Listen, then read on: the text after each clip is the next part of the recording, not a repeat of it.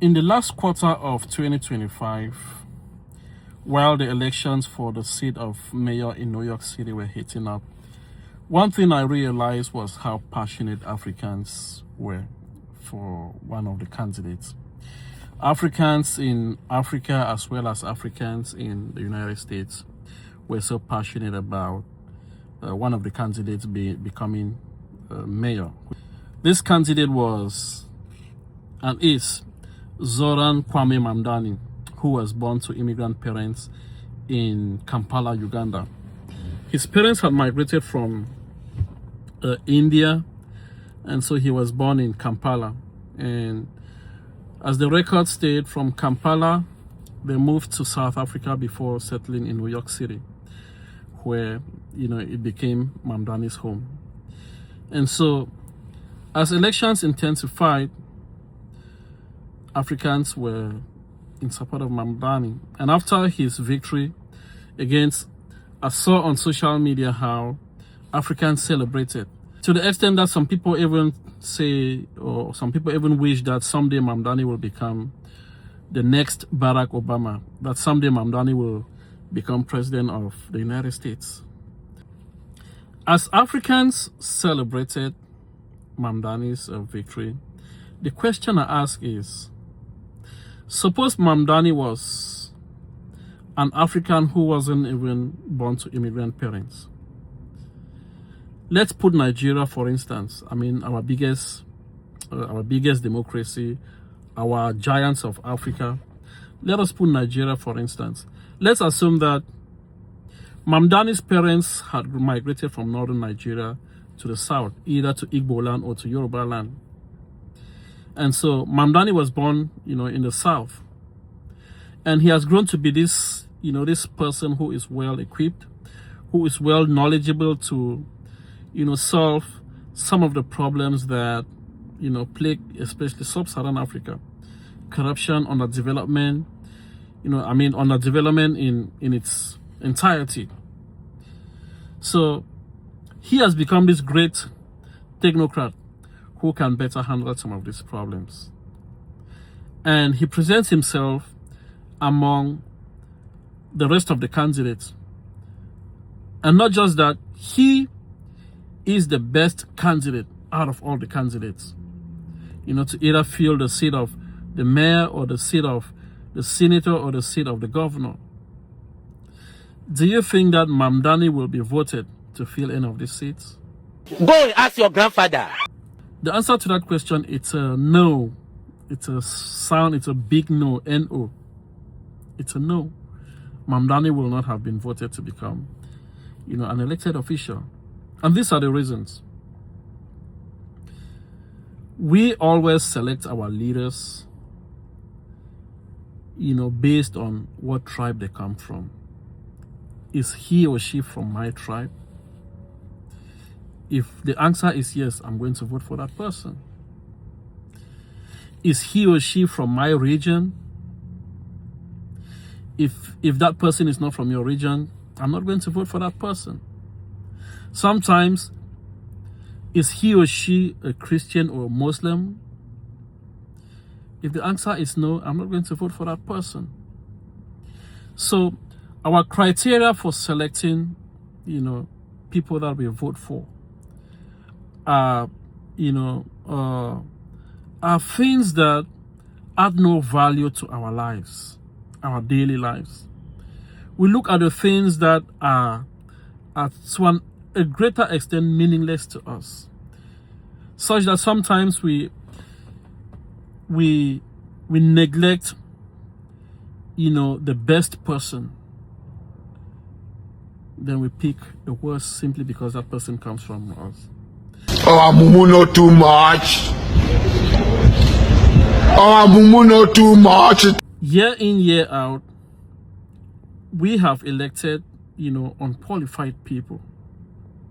We have elected people who are thieves, corrupt.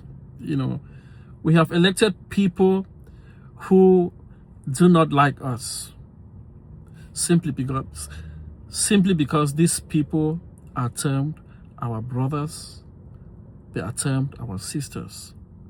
if you elect an unqualified person, how do you expect that person to yield results? It's just like, instead of you taking your car to a qualified mechanic, you take your car to anybody. You call one of your brothers or sisters and ask that person to repair your car. They're going to mess up your engine, or they're going to mess up whatever thing that they can mess it up in the vehicle. And so that's how, our communities have been messed up for so long, because we select people who are unqualified, again, simply because they are our brothers or they are our sisters. When you select somebody, or when you vote for somebody who is a thief, what happens? That person loots. He or she steals. And the stealing, the looting has been going on at alarming rates. The money that was, or the funds that were supposed to take care of, the people, have been transferred, have been, siphoned to foreign accounts, to offshore accounts.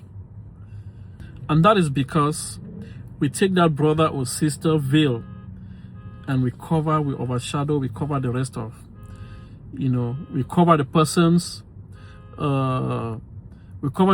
sins, or the person's way of acting.